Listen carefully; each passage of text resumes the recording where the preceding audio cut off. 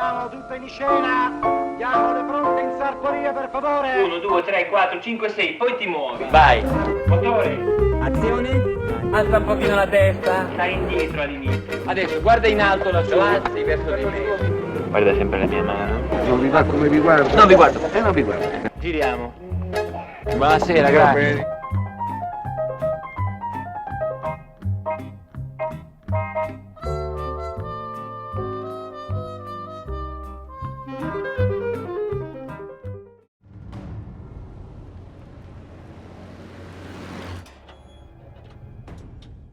E questo è il posto per chi è stato nei campi? Sì, è questo.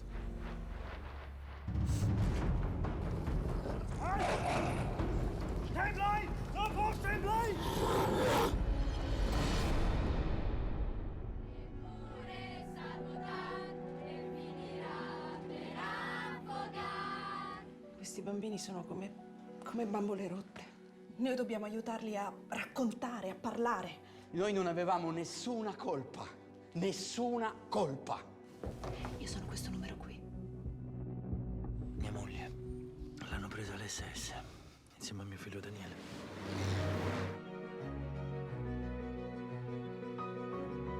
Qua tutti abbiamo dei brutti pensieri, però dobbiamo cambiare il mondo. Se fossi stata come una delle nostre ragazze non ti saresti comportata così. Io non ho vissuto quello che hanno vissuto loro, però nemmeno tu l'hai vissuto. Giovanni ha trovato un nome per questo posto, la casa.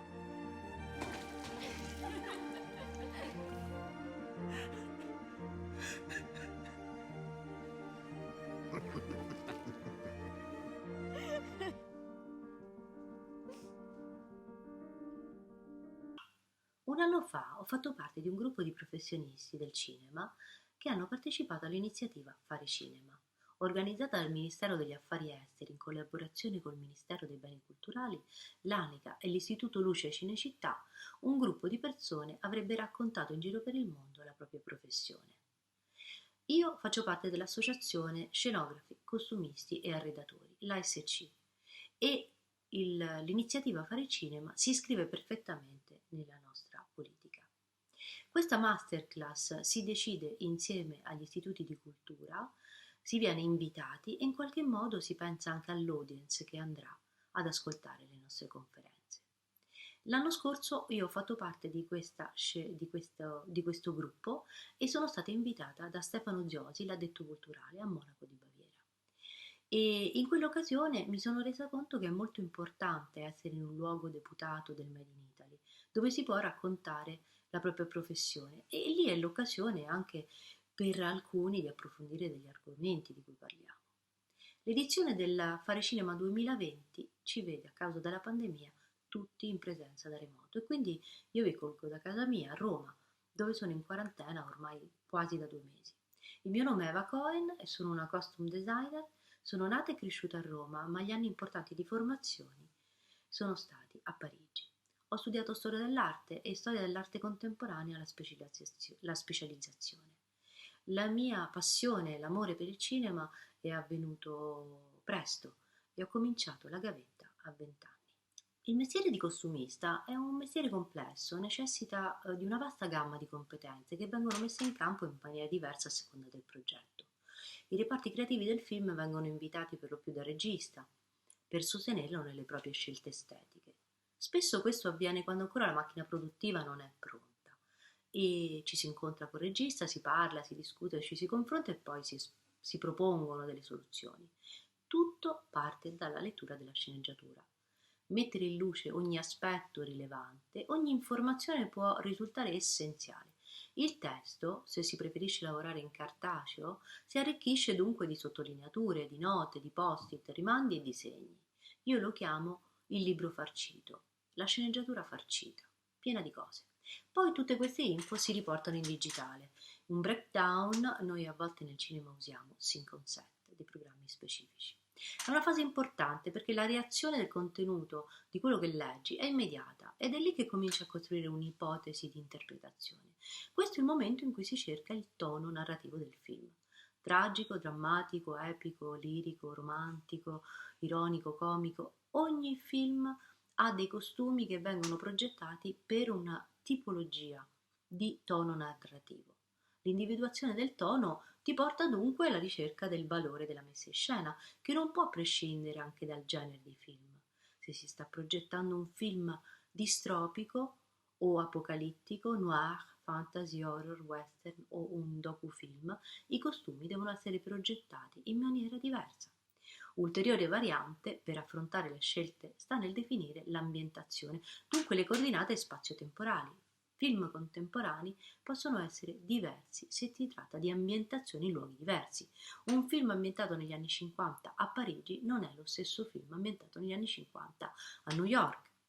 E poi ci sono anche i film astorici o trasposti in un'altra epoca, e lì c'è maggiore possibilità di interpretazione e maggiore ambito di scelta di fantasia. Ora sono le linee guida dettate dal regista la base su cui partire. Anche la sua storia filmica può essere interessante come segno distintivo.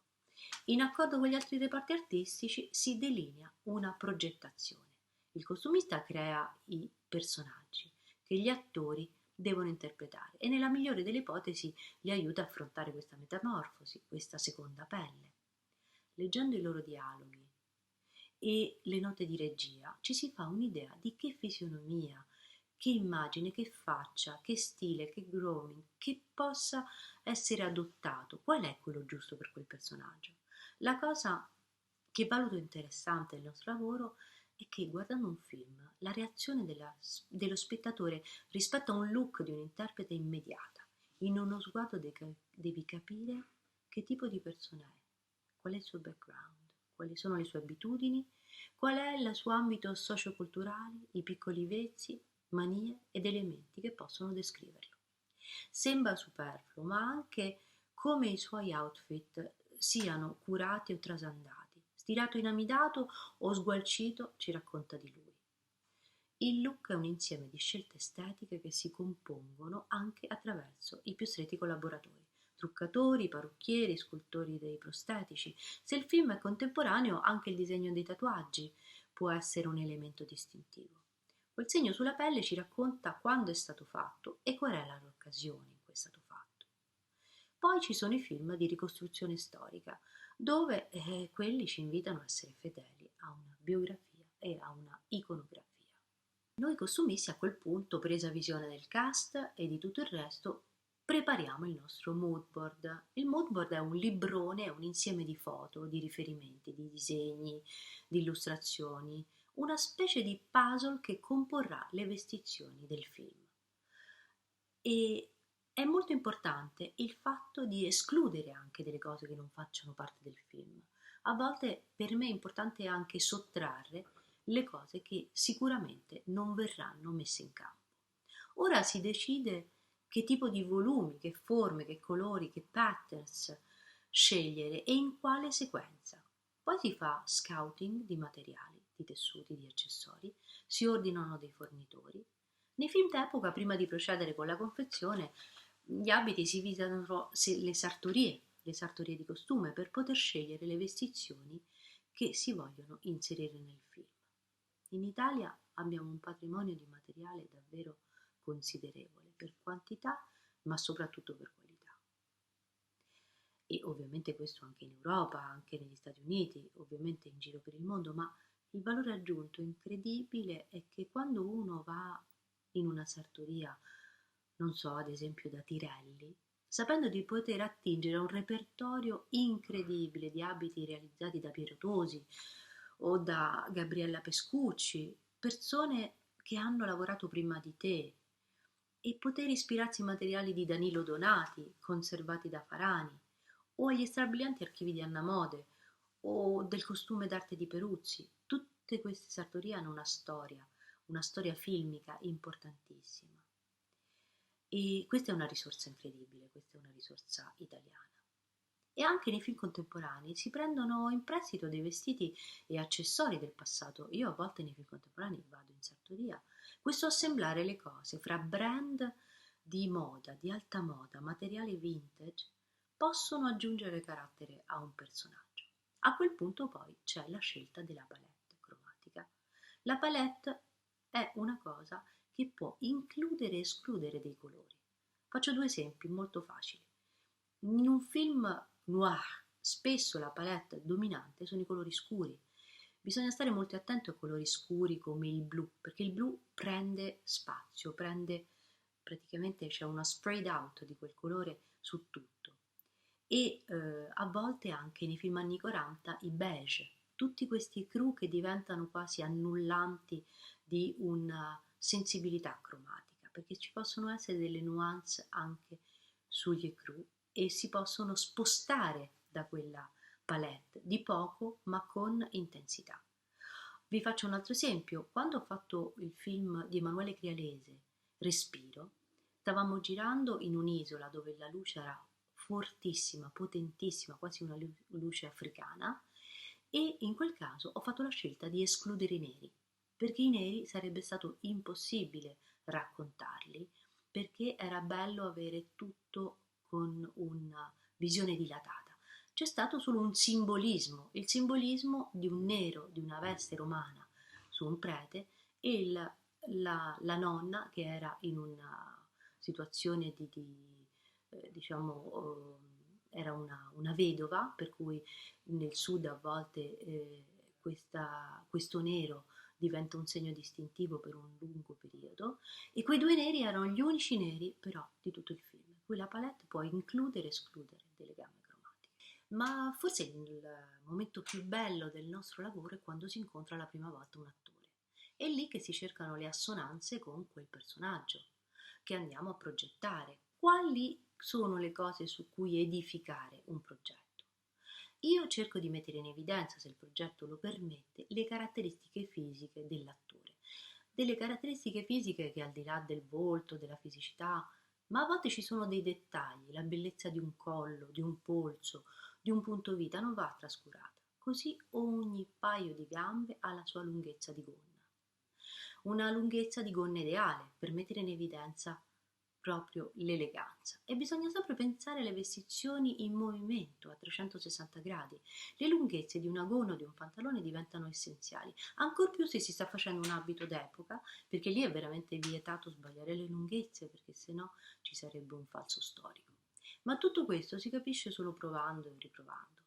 Se si sceglie un borsalino per un attore, ad esempio, bisogna avere una gamma il più stesa possibile per trovare le giuste linee. Qual è la lunghezza della tesa, qual è il colore migliore. Ma il passaggio successivo forse è ancora più importante, come posizionarlo sulla testa. Un modo di posizionare un cappello può diventare il segno distintivo di quel personaggio. E quanto lavorare di invecchiamento su quel capo per dargli verità. Essere credibili è la cosa forse più importante, trovare il modo quindi di essere organici. Molto si impara con l'esperienza, come tutti i lavori, ma certo i rapporti dei costumi con il disegno luci è fondamentale. E proprio sull'invecchiamento dei tessuti, dei pellami, degli altri materiali, ad esempio la luce allo zenith annulla i contrasti e dunque va amplificato notevolmente il lavoro di chiaroscuro. Oltre a questo, oggi ovviamente bisogna considerare il colorist, ma anche l'apporto del VFX, degli effetti speciali. Il processo creativo viaggia però di pari passo con quello organizzativo e così arriva il momento di mettere insieme un team, il migliore che uno possa desiderare per quel tipo di lavoro. Non sempre è facile far coincidere le esigenze estetiche, artistiche con quelle del budget e quindi si cercano dei compromessi per arrivare ad avere un buon risultato. La squadra è estendibile anche a seconda delle giornate di lavoro più o meno complesse. Fare un budget all'inizio sulla fase solo dello spoglio e la sceneggiatura è un lavoro di proiezione dell'imprevedibile. Forse è una delle cose più complicate. Spesso bisogna adottare una strategia vera e propria perché vestire attori, comparse e tutto quello che è in scena per ogni sequenza senza un piano di risparmio è insostenibile. E dunque ci si inventa mille cose, a volte ci sono degli intuiti geniali, delle situazioni veramente incredibili, ma a volte banalmente basta scegliere un tessuto di massimo effetto che non costa moltissimo, oppure si allestisce un laboratorio interno dove lavorare meglio e con più, diciamo, organizzazione. E poi anche banalmente trovare gli artigiani bravissimi, ma meno cari, facendo una ricerca capillare. A quel punto con la definizione del visiva oggi è sempre maggiore il problema e bisogna essere impeccabili. Oggi si legge ogni imperfezione. Si devono pensare in anticipo tutte queste cose, a volte anche mesi prima, ed è difficile.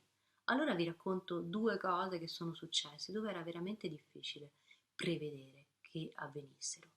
Ero assistente di Lina Nerli Taviani in un film di guerra, giravamo in Montenegro, la regia di Fernando Vincentini Orgnani, Mare Largo.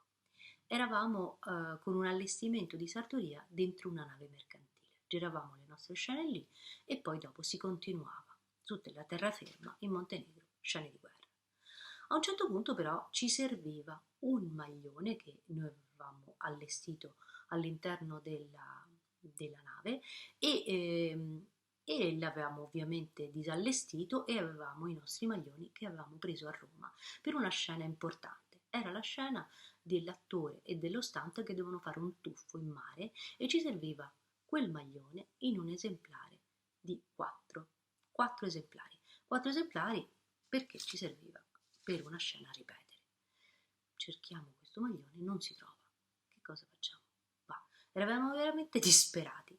A quel punto abbiamo scoperto che candidamente un marinaio all'interno della nave aveva preso il maglione perché ne aveva visti 4 e pensava che noi ne avevamo in eccesso, per cui ha pensato candidamente di sottrarlo. In un'altra occasione, un road movie, Riccardo Grandi, Tutto l'amore del mondo, ci troviamo a girare a Parigi e lì in quel caso abbiamo allestito la sartoria nella hall dell'albergo, una grande sala e giriamo fino a notte tarda, fino alle 4 del mattino. Torniamo e troviamo la sartoria scassinata, era stato rubato tutto, un disastro. Avevamo dei brand importantissimi, avevamo delle cose veramente belle.